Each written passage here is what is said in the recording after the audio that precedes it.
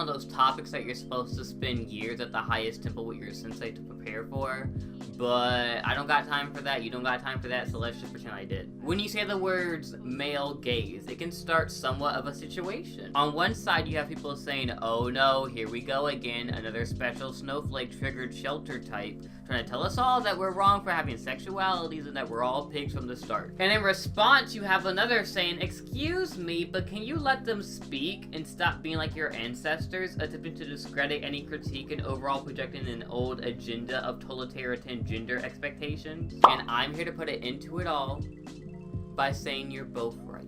I know, but I have a point, I swear, so just chill. First off, where did all this even come from? Well, in 1975, Laura Mulvey, feminist filmmaker and film theorist, wrote her paper Visual Pleasures in Narrative Media and introduced the term to the world. During her time, the paper was easily forgotten, but with the uprise of the 21st century, as well as 2013 bringing in the age of I am an academic scholar because I have a Twitter, the term has had quite a resurgence and is used a lot. However, it has been transformed to something more simplistic.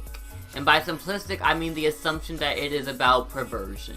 And by perversion, I mean sex. In recent years, when one refers to the male gaze, they are speaking of an overused marketing strategy that aims to combine random desires with your sexual ones, as well as the same technique being used to make a work more enticing to a presumed heterosexual male. Now, I'm not here to say that this is a problem, a very odd problem, but I am here to say that this notion simplifies the male gaze in those which it is attacking. In her paper, Mulvey does discuss using sexual images to push a narrative, but like, it seems like the narrative has been lost, like the actual point. According to Mulvey, the male gaze is twofold.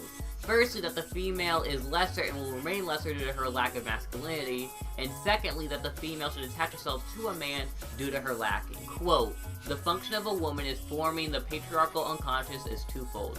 She first symbolizes castration by her real absence of a penis, and second, therapy raises her children into the symbolic. The overusage of sexy ladies is a part of the male gaze, but it is not the sole part of the male gaze. It's a tool.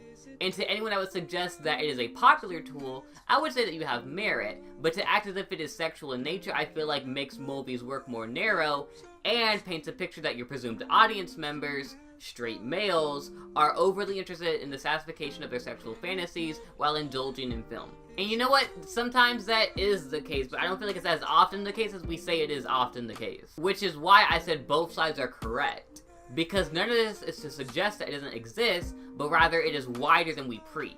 Everything from marketing in which men's faces are shown and women's aren't, to women getting pink and a more passive weapon whenever a Power Ranger clone comes out. As well as Hollywood's weird underlying assumption that despite any facts, the majority of filmgoers are both male and straight and probably white. But all that has to do more so with coding, and I feel like I'm only touching the surface of the male gaze. So if you want another video, let me know, because I am totally fine with doing a part 2 to the male gaze. Started off local, but thanks to all the haters, I know G4 pilots on a first name basis.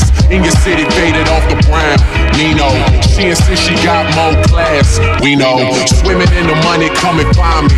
Nemo, if I was at the club, you know